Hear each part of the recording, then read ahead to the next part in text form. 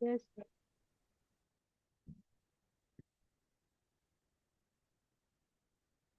So this capitals laws के जो statement है वो 3 मार्क के आएंगे.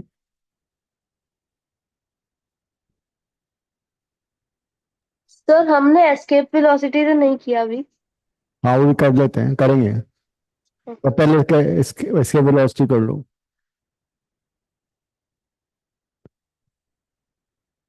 इसके वेलोसिटी कर लेते हैं.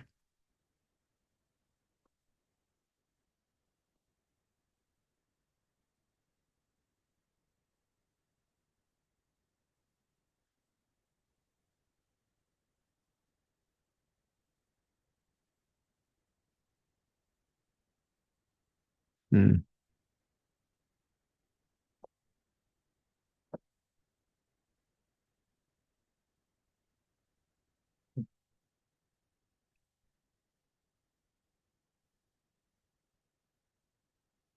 So the earth,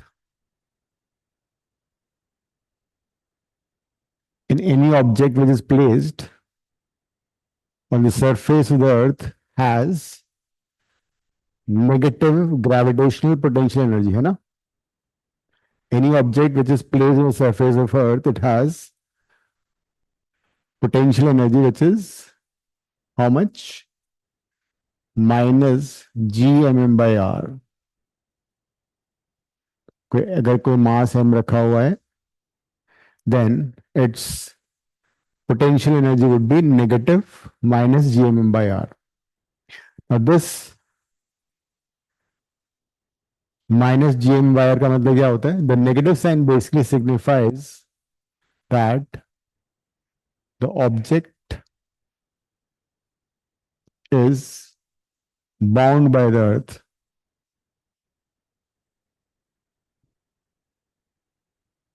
or the forces between the two are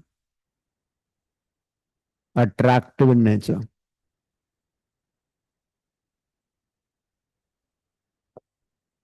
इसका मतलब ये होता है, the forces are attractive in nature or the mass is bound by the earth. Universe में जितने भी सिस्टम स्टेबल हैं, binary system like moon and the earth, sun and the earth, उसमें क्या होता है कि they are being attracted by gravitational force and the lighter object is always revolving around the heavier object. Otherwise क्या होगा? The moment it stops rotating, it will jump into the heavier object. अगर Earth stops rotating, it will jump into the sun. If moon stops rotating, moon will jump into the sun. अभी क्या हो रहा है? Gravitational force है वो use हो रहा है सेंटीपिटल फोर्स में, इसलिए वो it's not moving towards the earth. Moon earth की तरफ जाएगा, अर्थ सन की तरफ जाएगी. तो जितने भी बाइनरी सिस्टम है उसमें लाइटर ऑब्जेक्ट हेवियर ऑब्जेक्ट की तरफ मूव करता है बिकॉज ऑफ अट्रैक्टिव फोर्सेस. अब क्या होगा कि this mass be always attracted by the earth. अगर हम इस मास को फेंकते हैं, suppose you throw it vertically upward, then तुम्हारे सिर पे आके गिरेगा वापस. ये it will go to some height and then come back to the ground. थोड़ा और जोर लगा के फेंकोगे किसी पर्टिकुलर एंगल पे तो वो ऐसे चला जाएगा प्रोजेक्टाइल के फॉर्म में. और जोर लगाओगे तो और दूर जाके वापस गिर जाएगा. तो कहने का मतलब ये है कि if you keep throwing an object from the surface of earth, it will generally come back and fall on the surface of the earth again. But is it possible that we throw it by some speed, minimum speed, so that it escape the gravitational field of the earth? And that is possible, yes. And that speed, minimum speed by which you throw an object so that it never comes back, is called escape velocity or escape speed. तो पहले escape velocity या escape speed की definition लिखो. तो अगर तुम किसी object को escape velocity से फेंकोगे, it will escape the gravitational pull of the earth. It will escape the gravitational pull of the earth. That is, it will never come back on the surface of the earth. लिखो definition. Escape velocity of an object escape velocity of an object is the minimum speed is the minimum speed is the minimum speed by which is the minimum speed by which if an object is projected if an object is projected, it escapes the gravitational field of the earth.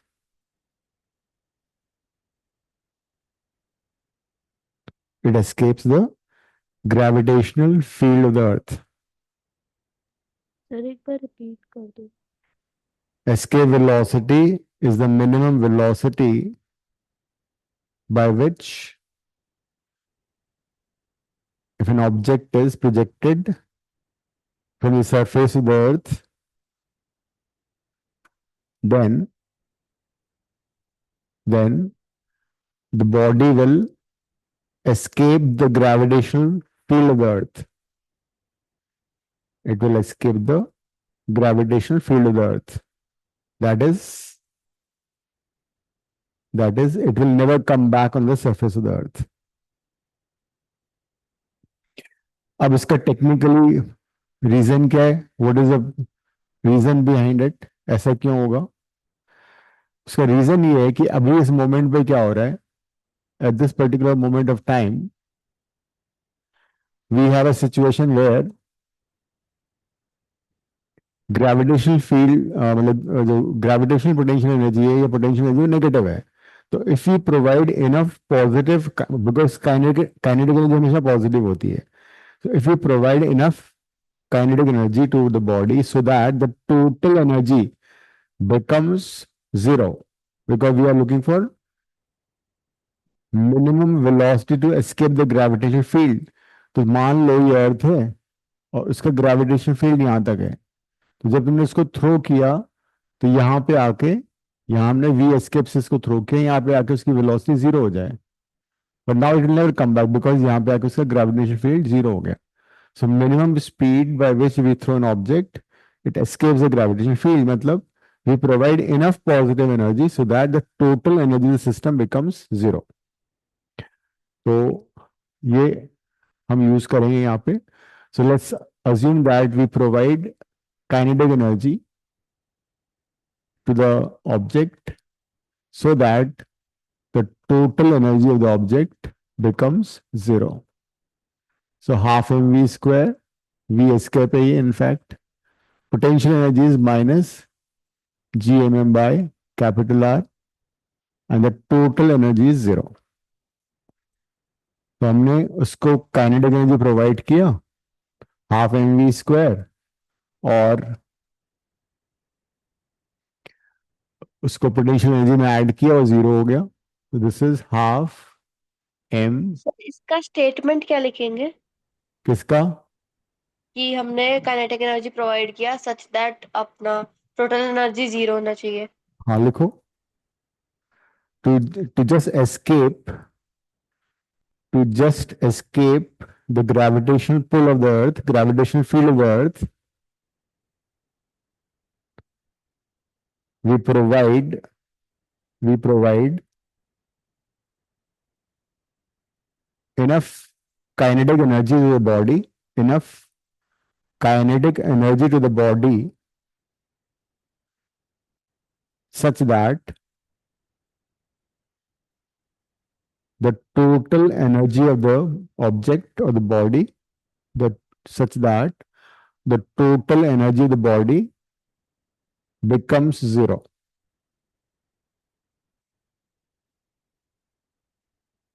The total energy of the body becomes zero.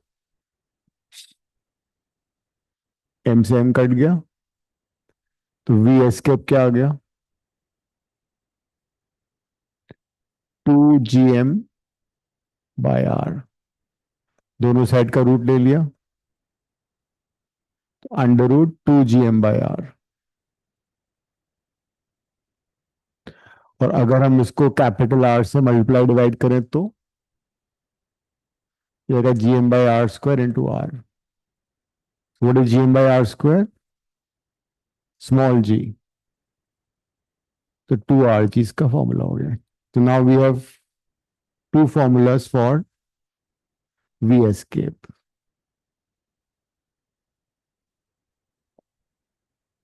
एक है 2gm by r, दूसरा under root 2rg.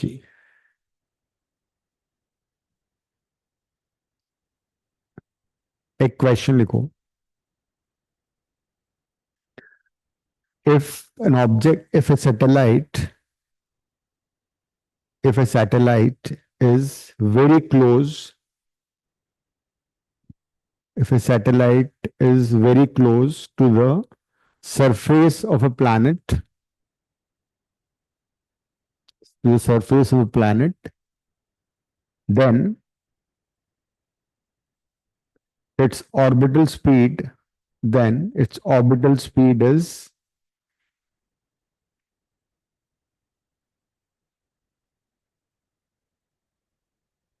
10 kilometer. Its orbital speed is 10 kilometer per second. Find escape velocity for this planet.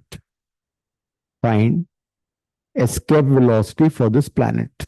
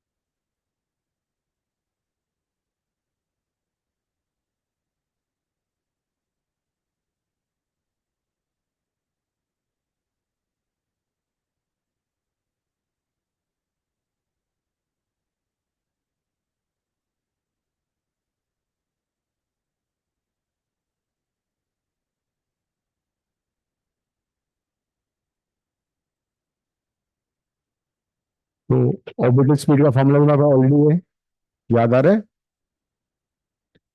Orbital speed of satellite हम लोग revision तो करते नहीं हो. If a satellite is very close then it's orbital speed is how much? Under root G M by R. ये हमें दे रखा है ऑलरेडी. कितना दे रखा है ये क्वेश्चन में? 8 या 10? 10. तो this is 10 kilometre per second. ये ऑलरेडी हमें दे रखा है. तो root G M by R की वैल्यू दे रखी है. हमें क्या फाइंड करना है? वी एस्केप कितना होता है? 2gm by R. 14.1 kilometre per second.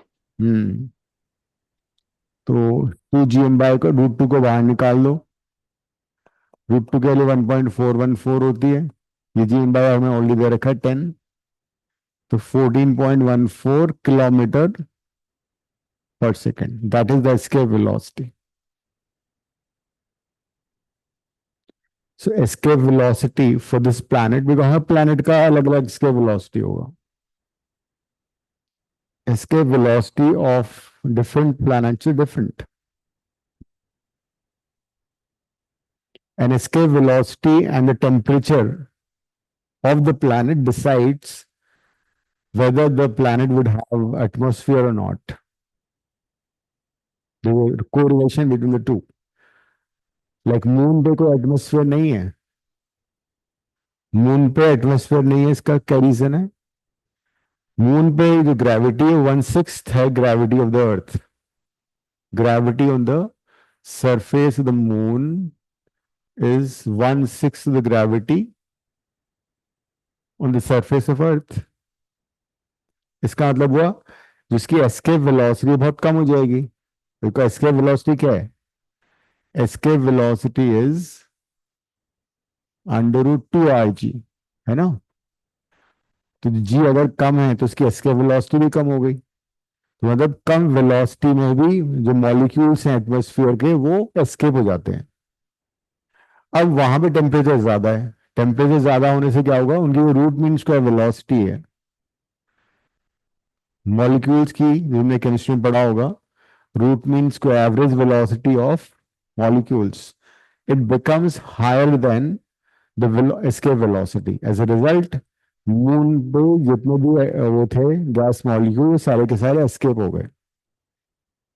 जबकि अर्थ के केस में क्या है, earth is the right distance from the sun, earth is at the right distance from the sun, as a result temperature बहुत ज्यादा नहीं है, ग्रेविटी भी ज्यादा नहीं है ना कम है, तो gravity escape velocity on the earth's surface is much greater than the VRMS of gas molecules.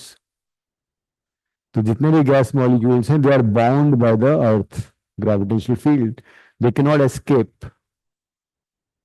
तो जो अर्थ की ग्रेविटी की वजह से सारे गैस मॉलिक्यूल्स अर्थ में ही अट्रैक्टेड हैं, अदरवाइज दे विल एस्केप। बात समझ में आ गई, why the distance from the sun is so important, that is why the sun, the life is there on the earth surface, otherwise बाकी planet पे पॉसिबल नहीं है, क्योंकि एटमोसफियर ही खत्म हो गया। बिकॉज जब सारे प्लैनेट्स वगैरह फॉर्म हुए थे तो हर जगह एटमोसफियर था, लेकिन because of the root mean square velocity was more than the earth the escape velocity, they escape the gravitational field. ये आंसर है इसका। नेक्स्ट क्वेश्चन लिखो।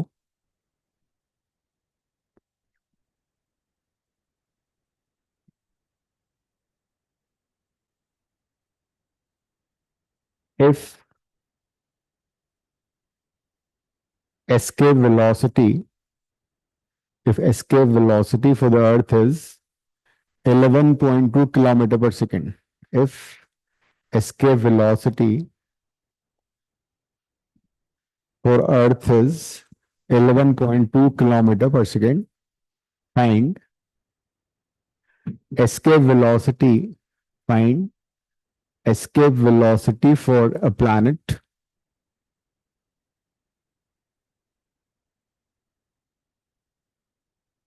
whose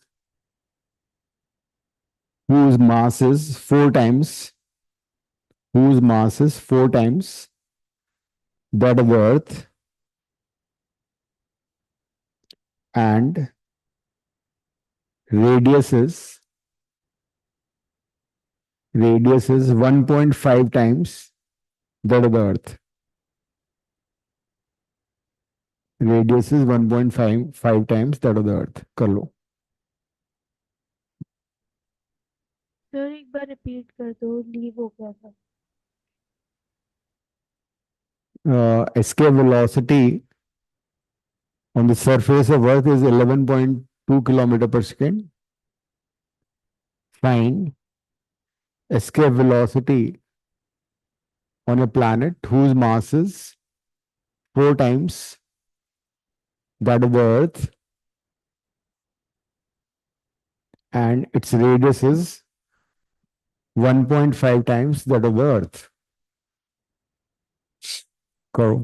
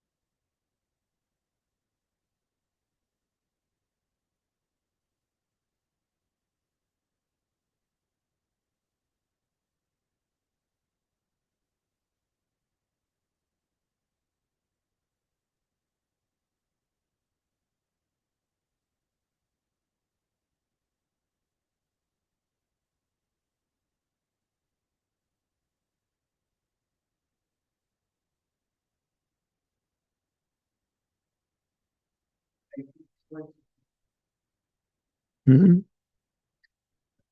degree Celsius.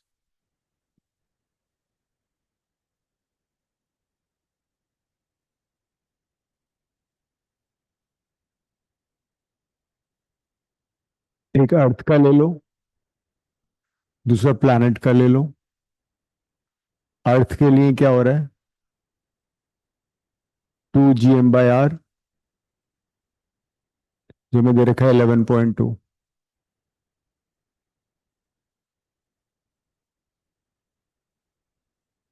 तो प्लैनेट, VP ले लो, इसके वेलोसिटी 2 G। M कितना है? 4 times. Radius कितना है? 1.5। तो VP 4 का तो 2 बार आ गया। 1.5 का रूट ये लिख दिया मैंने। बाकी बचा 2 GM/R। 2 GM/R की वैल्यू मेरे पास ऑलरेडी 11.2 है। 2 डिवाइड बाई √1.5 इंटू 11.2।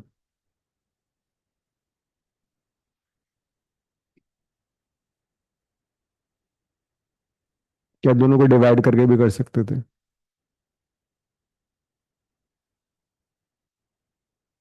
मैंने क्या किया, ये 4 बाहर निकाल दिया और ये 1.5 बाहर निकाल दिया रूट से। बाकी 2 GM/R ऑलरेडी दे रखा है मैंने। अब इसको कैसे सॉल्व करके 1.5 का रूट निकालो, तो ये 22.4। 1.5 का रूट कैसे निकालोगे?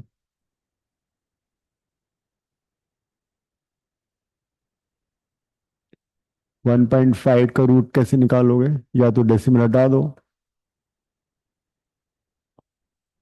तो √150/10 हो जाएगा।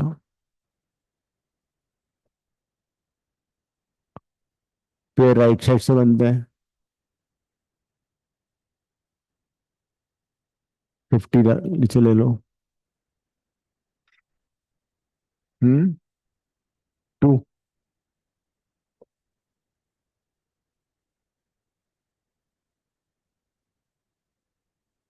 6 हो जाएगा। सर हाँ।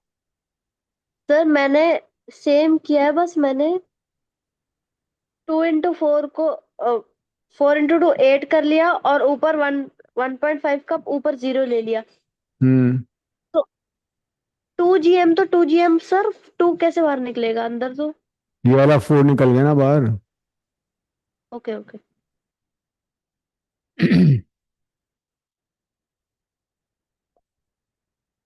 12.2 हो गया ये। तो 12.2 है ना, 1.22 हो गया। 22.4 डिवाइड बाई 1.22।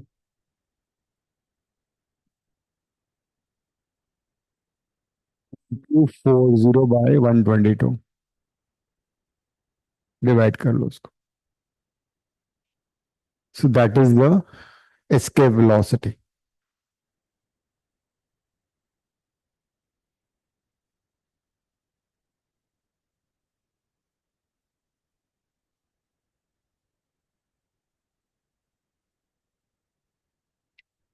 नेक्स्ट, आगे समझ में आगे सबको? 18 पॉइंट समथिंग आ रहा है ये।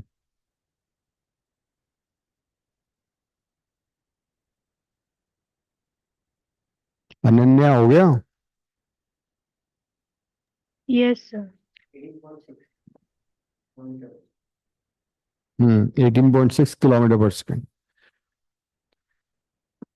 नेक्स्ट क्वेश्चन देखो, असाइनमेंट खोलो, असाइनमेंट में क्वेश्चन नंबर 100 देखो, ये करो।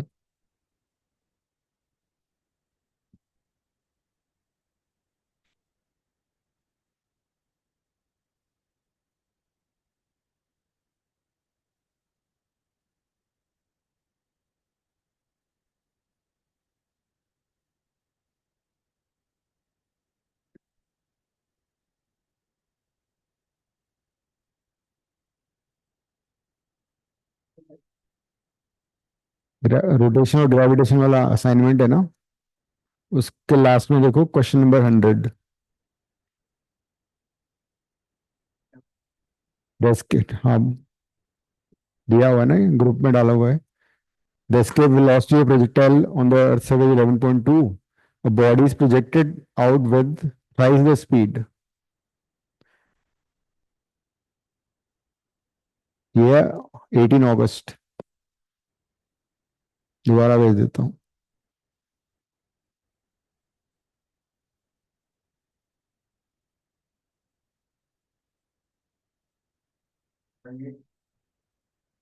क्वेश्चन 100। हम्म। आइसकेटर नहीं, रोटेशन का नहीं देखना है, ग्रेविटेशन वाले का देखो, लास्ट पेज पे है।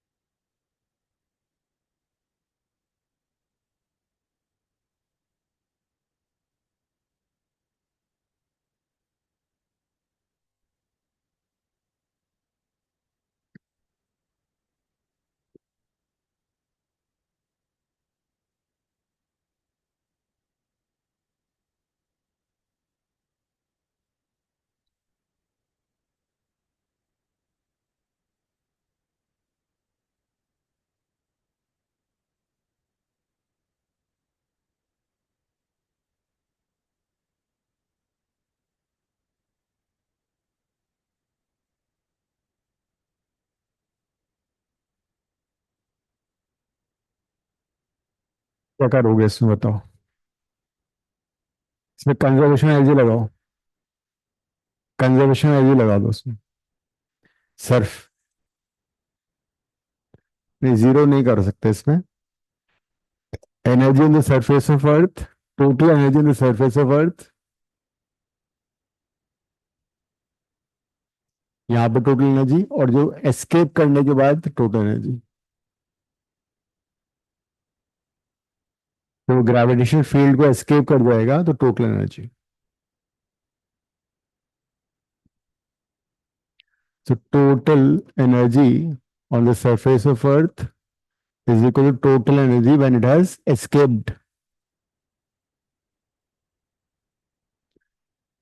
Q का मतलब it has escaped the gravitational field of the Earth. तो सरफेस ऑफ अर्थ पे कौन कौन सी एनर्जी है? एक तो है -G_m_m/r। एक हमने उसको थ्रो किया कितनी स्पीड से? थ्राइस वी एस्केप, 3 गुना एस्केप वेलोसिटी से थ्रो किया। वहां पे जाके ये ग्रेविटेशनल फील्ड को एस्केप कर गया, मतलब पोटेंशियल एनर्जी जीरो हो जाएगी।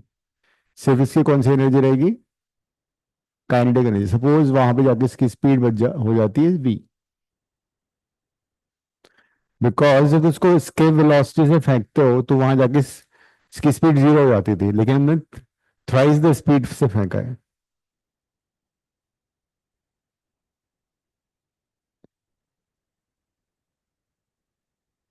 अब इसमें एक और चीज है, अभी हमने किया था, ये वाला फॉर्मूला भी काम आएगा। ½ mv escape square plus -G_m_m/r equal to zero होता है, ये भी काम आएगा। तो -G_m_m/r की जगह हम क्या लिख सकते हैं? -½ mv escape का स्क्वायर। तो इसको तुम इससे रिप्लेस कर दो, इस वाले टर्म को। इसकी जगह आ जाएगा -½ mv escape स्क्वायर, ये जाएगा 9/2 mv escape स्क्वायर, ये जाएगा ½ mv स्क्वायर। और फिर इसको सिंप्लीफाई कर लो।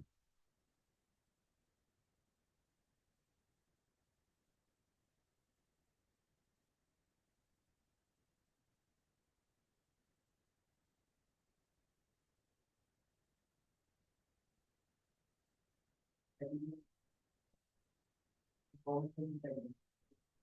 ये होगा 8/2 m V escape square ½ m V square. फिर रूट ले लो, 8 का रूट 2 हो जाएगा।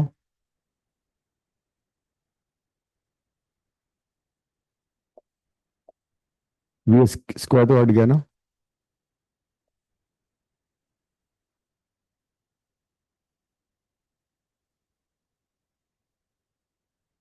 ये आ गया टाइम वी एस्केप। तो जो स्पीड है उसकी सैटेलाइट की, वहां जाके कितनी हो गई? 2√2 टाइम्स 2 × √2 1.4 इंटू 11.2।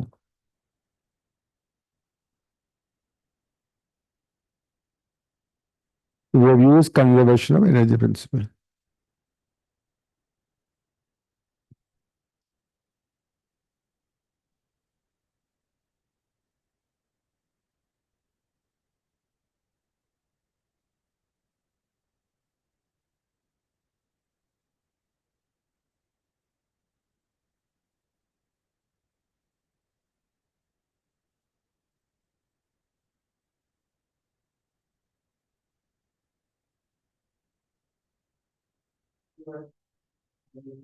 इसका आंसर क्या आ रहा है?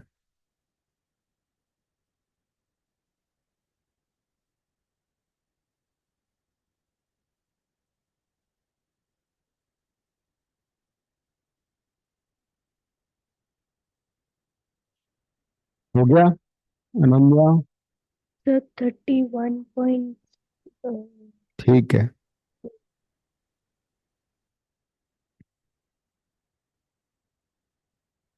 नेक्स्ट क्वेश्चन लिखो।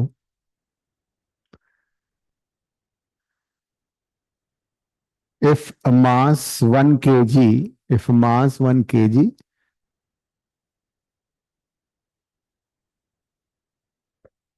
is to be is to be escaped is to be escaped if a mass 1 kg, question लिखो।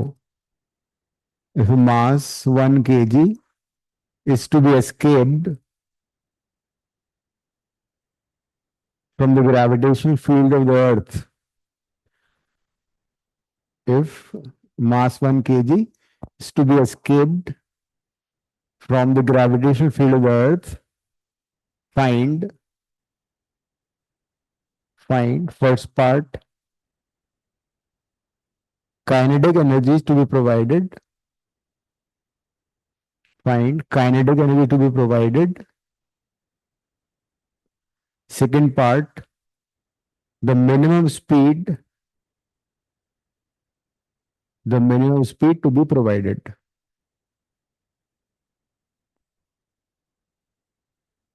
आगे लिखो। if if in place of 1 kg, if in place of 1 kg mass is 1000 kg, if in place of 1 kg mass is 1000 kg, what will be your answer?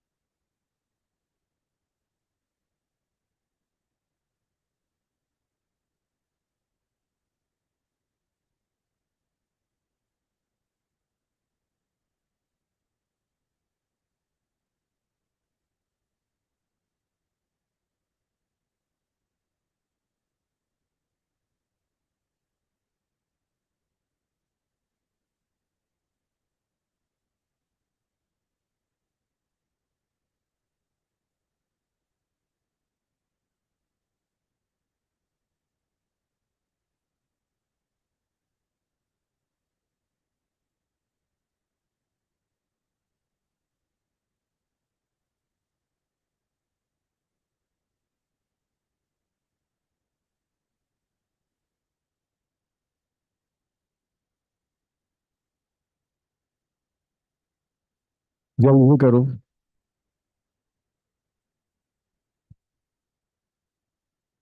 S के velocity already मालूम है, उसको metre पर second में convert कर लो, half English का use कर लो।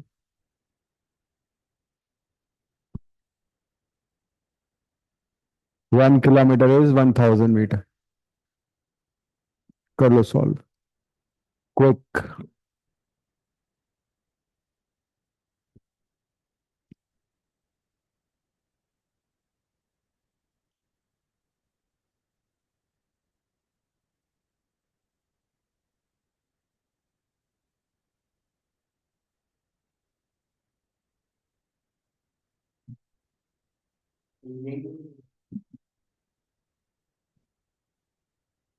Kinetic energy half English square होता है। एम पता है, वी पता है।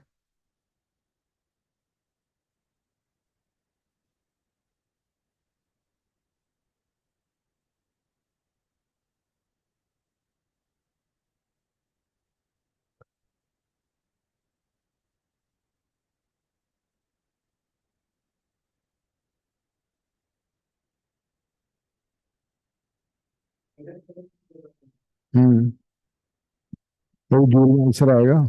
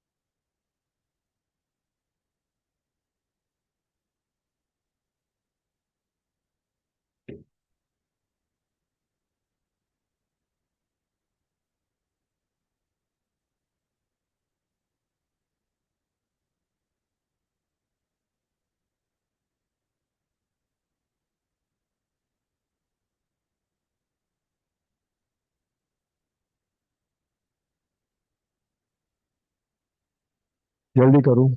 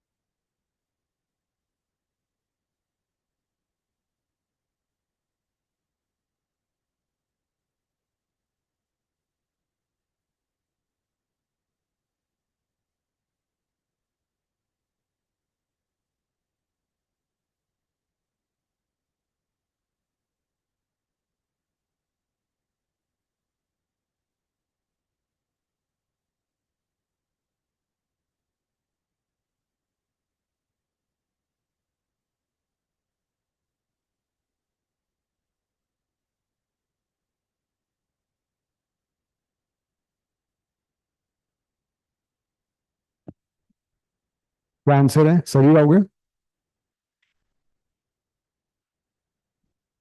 क्या आंसर है भव्या? फर्स्ट पार्ट का आंसर क्या है? Kinetic energy half M V square, mass one है, स्पीड कितनी हो जाएगी? 11.2 किलोमीटर पर सेकेंड था, 1000 से मल्टीप्लाई कर दिया तो 1/2, 11.2 का स्क्वायर कितना है?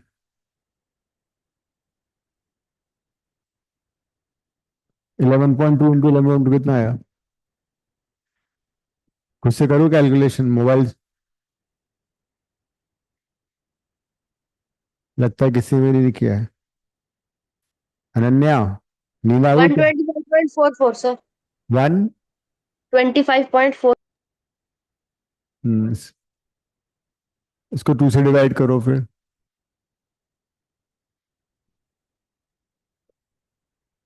ये ये आ रहा सिक्सटी है। टू पॉइंट सेवन टू ठीक है, 6 जूल। ठीक है, सेकंड पार्ट था द मिनिमम स्पीड तो वो एस्केप हो जाएगी, 11.2 किलोमीटर पर सेकेंड। अब इसी क्वेश्चन का सेकंड पार्ट में क्या था?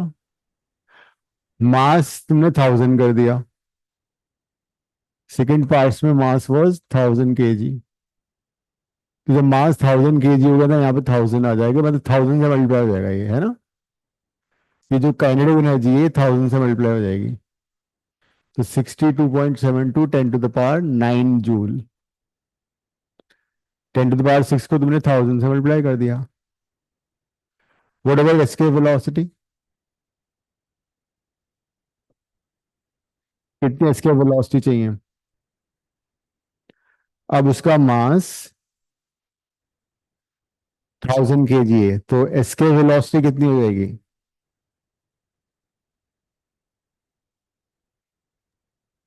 Escape velocity will not change. तुम चाहे हाथी को फेंको या एंड को फेंको, दोनों की एस्केप वेलोसिटी सेम होगी। Escape velocity is independent. ठीक है, escape velocity does not depend upon the mass of the body. फॉर्मूले में काइनेटिक एनर्जी में है, वो जो मास है वो अर्थ का मास है। 2 g m/r में मास, जो m है वो अर्थ का मास है, ना कि ऑब्जेक्ट का। 2 g m/r में जो मास तो कट ही गया था ना, जब तुमने इसके वेलोसिटी का फॉर्मूला डिराइव किया था, मास ऑफ द ऑब्जेक्ट तो हट गया था। Half M V square equal to g m/r, small m है मास ऑफ द बॉडी, वो कट गया। सो काइनेटिक एनर्जी में मास ऑफ द बॉडी आएगा, लेकिन एस्केप वेलोसिटी में मास पे डिपेंड नहीं करता। और भी सर कई सारे फैक्टर्स हैं, लिख लो। Factors on which factors on which escape velocity depends. Factors on which escape velocity depends. Number one, mass of the planet. Mass of the planet.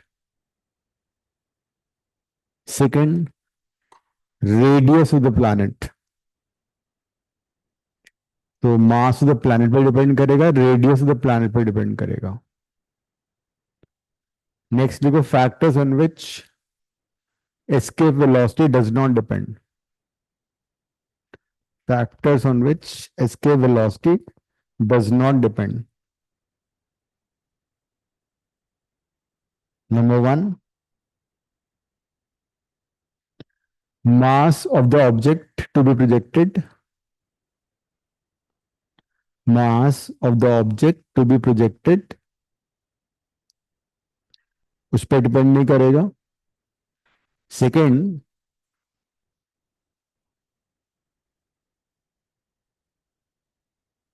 Angle of projection. Angle of projection पे भी depend नहीं करेगा। So it will not depend upon angle of projection, it will not depend upon mass of the body to be projected. किसी भी angle पे भी project करोगे, इसके वेलोसिटी सेम होगी। ठीक है,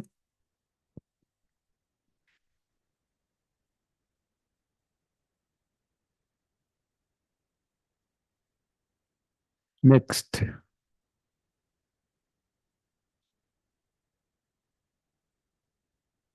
Kepler's laws.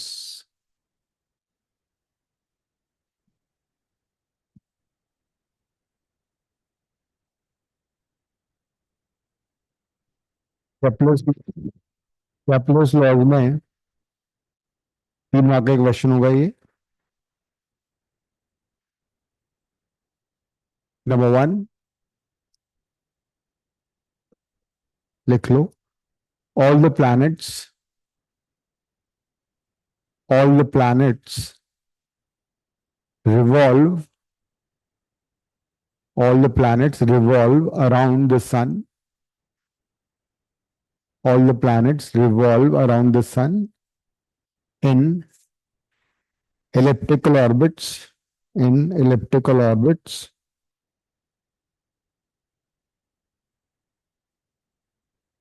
In elliptical orbits. Sun being at one of the foci. Sun being at one of the foci. Ellipse में तुम मैथ्स में पढ़ोगे 2 फोकस होते हैं, तो सन किसी भी एक फोकस पे हो सकता है। सपोज सन यहां पर है, तो all the planets are revolving around the sun in elliptical orbit. Suppose ये प्लैनेट है,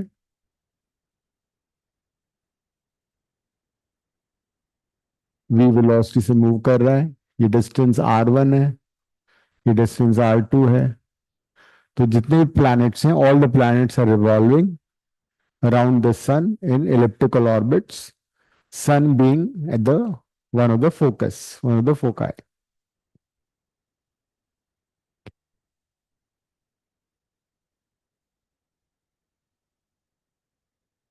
Mass of the sun is ms. What is second law?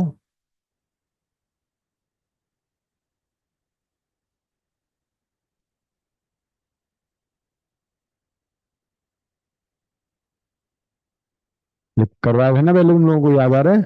Ananya, Bhavya,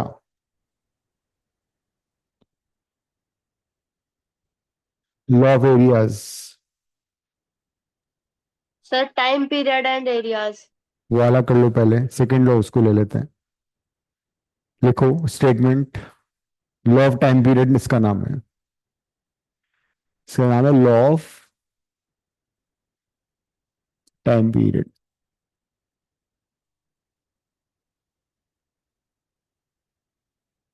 sir ये थर्ड लॉ नहीं था? हम्म, सर ये थर्ड लॉ नहीं था? कोई सा भी कर लो, से फर्क नहीं पड़ेगा। Law of time periods and law of areas.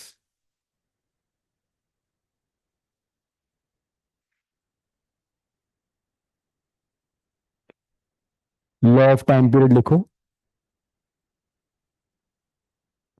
According to according to law of time periods, according to law of time period, square of the time period, square of time period is directly proportional to, square of time period is directly proportional to the cube of the orbital radius. Square of time period is directly proportional to cube of the orbital radius, or t square is equal to constant into r cube. T is time period,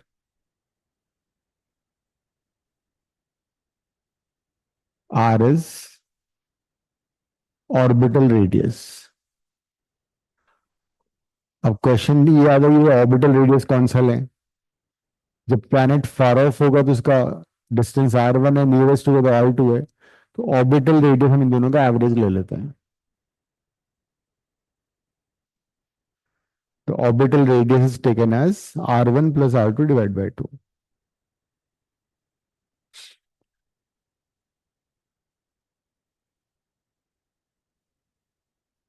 और यही formula हम दोबारा अगर use करें तो क्या होगा?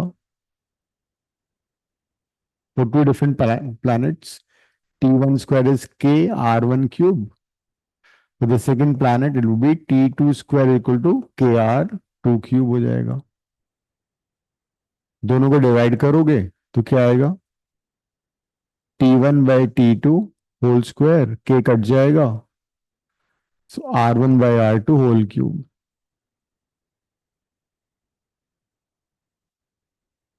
So this you can also remember this way. T1/T2 whole square equal to R1/R2 whole cube.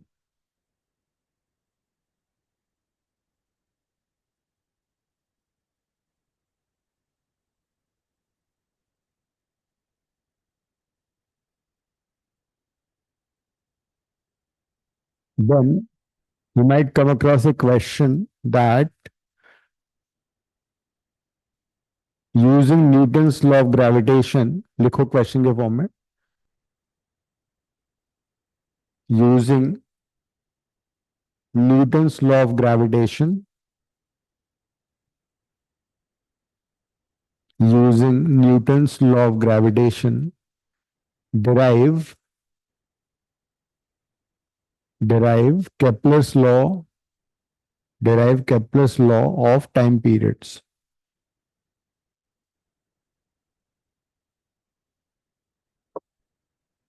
Derive Kepler's law of time periods. Try करो एक बार खुद से। You see, for simplicity, we can take the orbital to be circular. This is the sun. Mass of the sun is ms. Orbital radius r, and this is the planet moving with speed v. Time period is t. Gravitational pull will provide the required centripetal force. So वो concept लगाना है, try करो, खुद से try करो, derive करो। I'm coming in 5 minutes.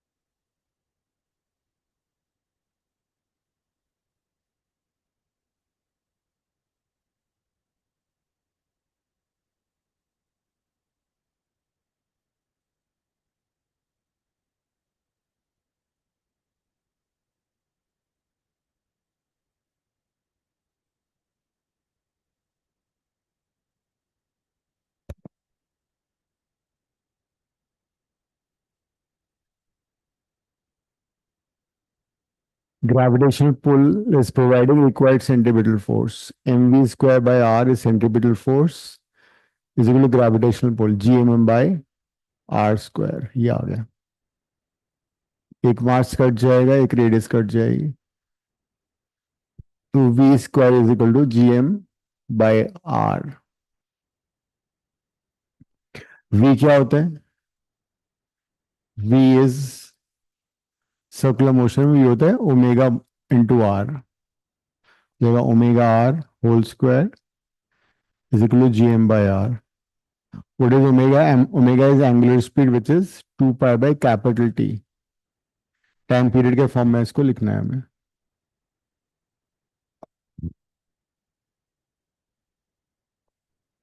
तो जाएगा 2 pi by T R whole square is equal to G M by R. तो ओपन करो 4 pi R square by T square is equal to G M by R. R को multiply कर लो 4 pi R cube और T square को जो ले जाओ जी एम को.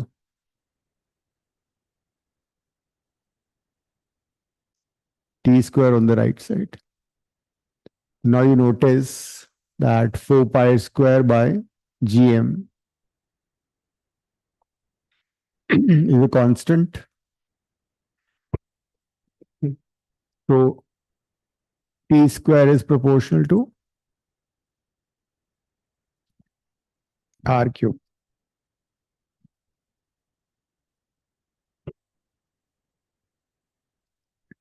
So that's how we derive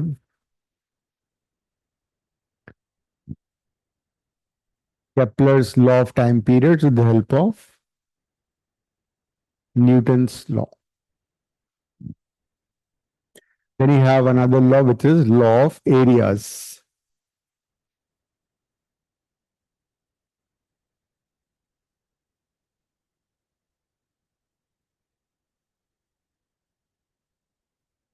और अन्य तो पेपर नहीं मिले अपने मैथ्स फिजिक्स के क्वेश्चन पेपर केमिस्ट्री के.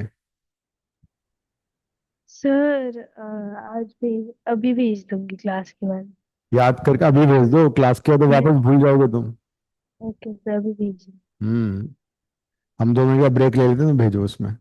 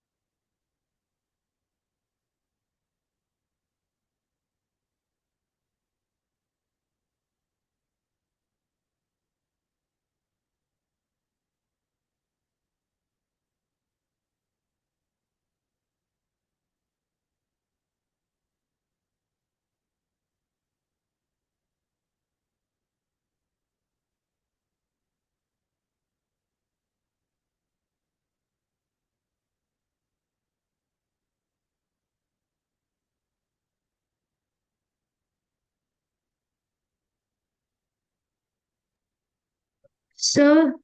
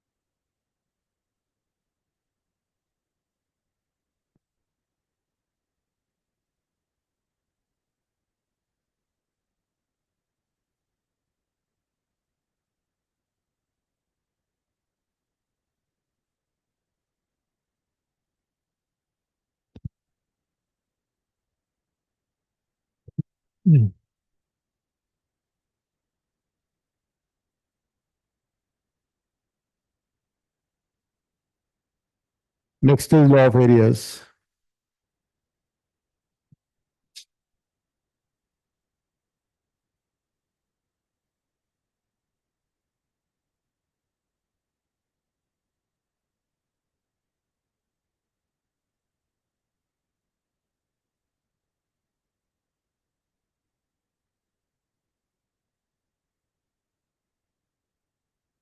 ना होता है कि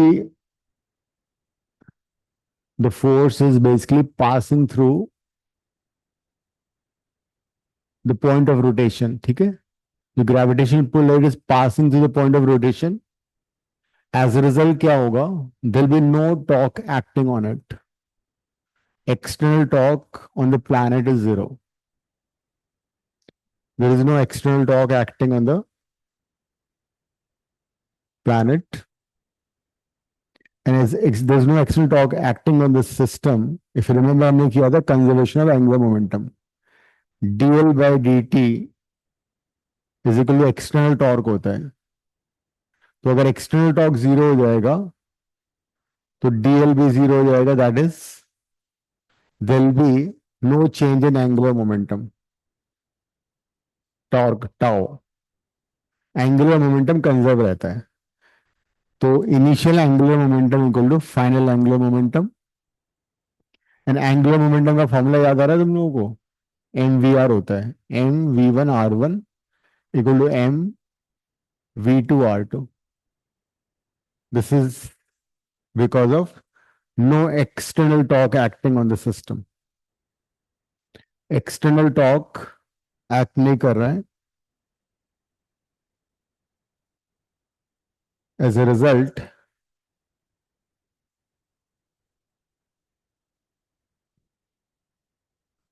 angular momentum remains conserved. M V R equal to M V R. Mass से मास कट भी जाएगा. इसका मतलब क्या हुआ? If you look at this V one R one equal to we two R two. That mean जहां पे orbital radius ज्यादा है वहां पे स्पीड कम हो जाएगी. ठीक है. V R is equal to constant हो गया. That is V is proportional to one by are.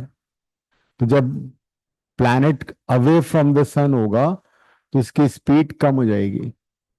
Ill be less. और जब प्लैनेट क्लोज होगा तो इसकी स्पीड बढ़ जाएगी. V two would be high.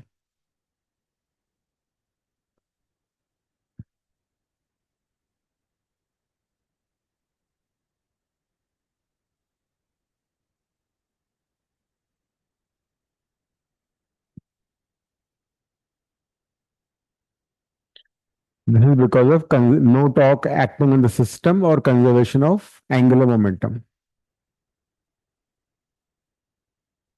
जहाँ पे स्पीड ज्यादा है तो क्या होगा, कम है यहाँ पे स्पीड, सेम टाइम में वो कम डिस्टेंस ट्रैवल करेगा। सपोज डेल्टा टी टाइम में उसने ट्रैवल किया इतना डिस्टेंस, जबकि यहाँ पे स्पीड ज्यादा होने पे क्या होगा, सेम टाइम पे वो ज्यादा डिस्टेंस ट्रैवल करेगा। तो area will be the same, distance will be more.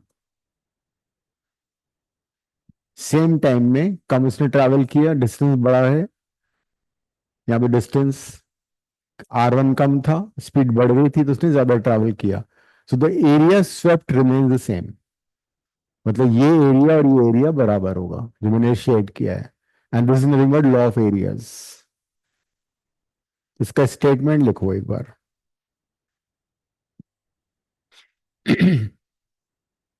According to law of areas,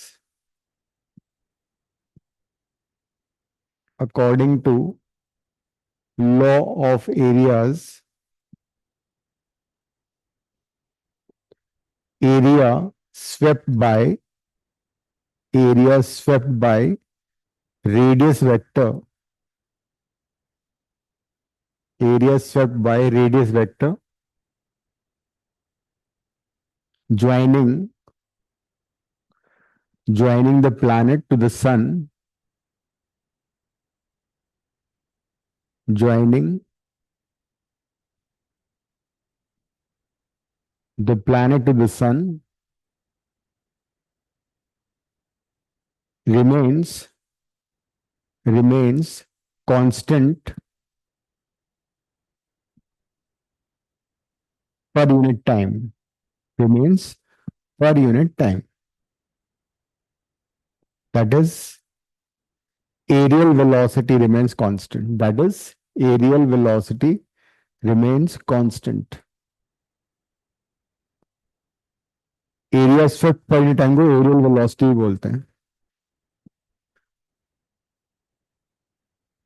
D A by D T is areal velocity, area swept per unit time. So this areal velocity remains constant. In fact अगर हम angular momentum को लिखें इसके form में तो होगा 2m into D A by D T, ये होता है angular momentum in terms of mass of the planet, and the aerial velocity is 2m into dA by dt. तो सिंस एंगुलर मोमेंटम कंजर्व्ड है तो areal velocity भी conserve होगी। So law of areas is due to the consequence of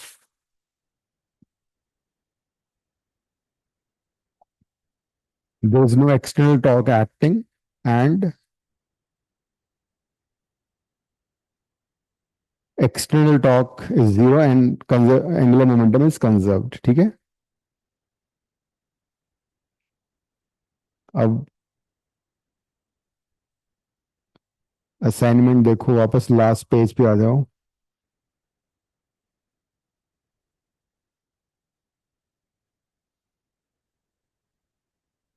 question number 102 करो, last page पे 102 question है।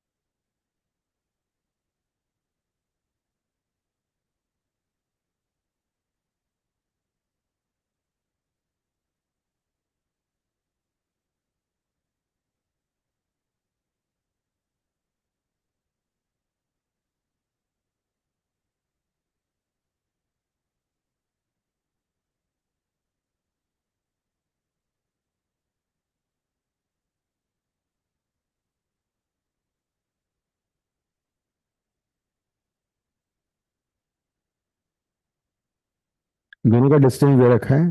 Find the ratio of the time periods in the speed of the two planets.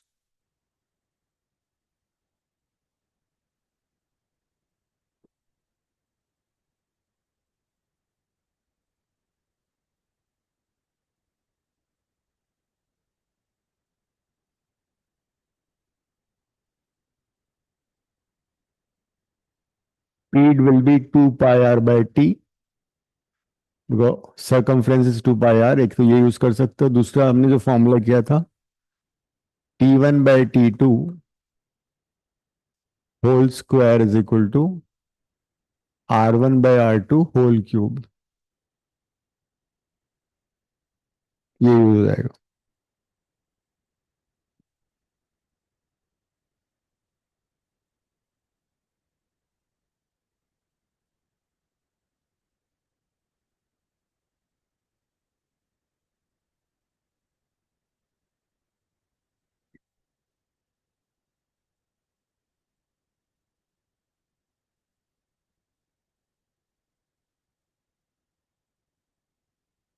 r1 है 10 to the power 13, r2 है 10 to the power 12. Substitute करो.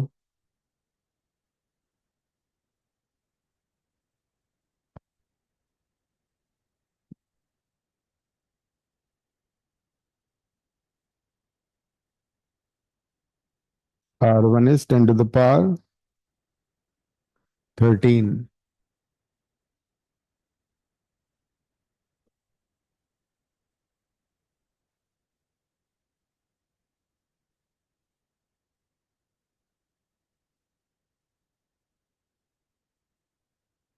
ये cut जाएगा, 1000 आ जाएगा. ये रूट ले लो. t1 by t2. 1000 का रूट जाएगा 10√10. सो टाइम पीरियड का रेशियो आ जाएगा 10√10:1.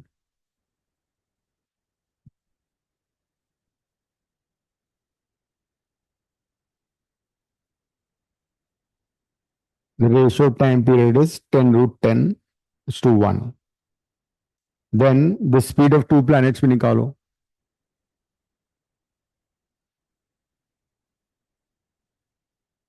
100 का 10 हो गया, फिर √10 आ गया. स्पीड के लिए can use this formula. Speed का रेशियो कैसे आएगा? v1/v2 is equal to 2 pi r1/t1 2 pi r2/t2.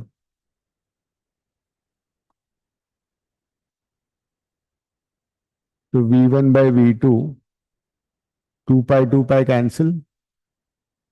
r1/r2 t2/t1.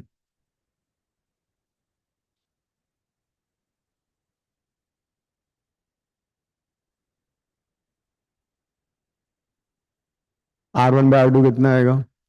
वो तो दे रखा है हमें. 10 to the power 13/10 to the power 12. ये t1/t2 है, तो t2/t1 उल्टा कर दो उसको.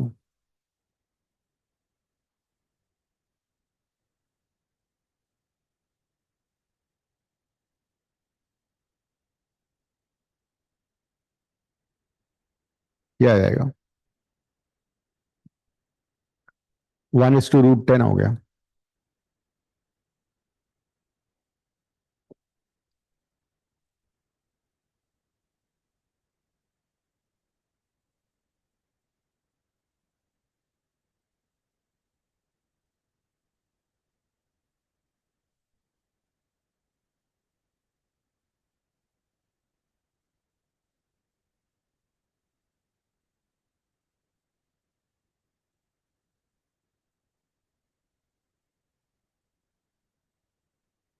अनन्या केमिस्ट्री का भी भेजना. यस अभी बोल ही रहा था भेज दो। ठीक ठीक.